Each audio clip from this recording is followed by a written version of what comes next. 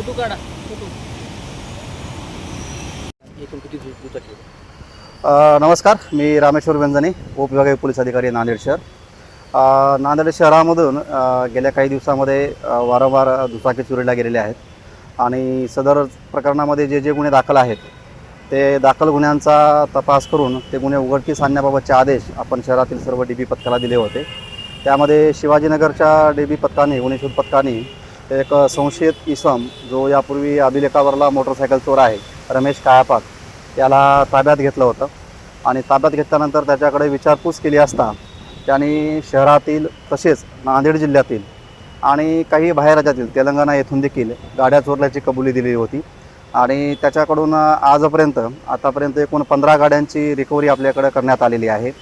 या 15पैकी एकूण 13 ज्या गाड्या आहेत ह्या आपल्या नांदेड शहरातील त्याचप्रमाणे नांदेड जिल्ह्यातील आहेत आणि ज्या उर्वरित 2 गाड्या आहेत, 2 मोटरसायकल आहेत, त्या तेलंगणा राज्यातील असल्याचे प्राथमिकदृष्ट्या दिसून येत आहे.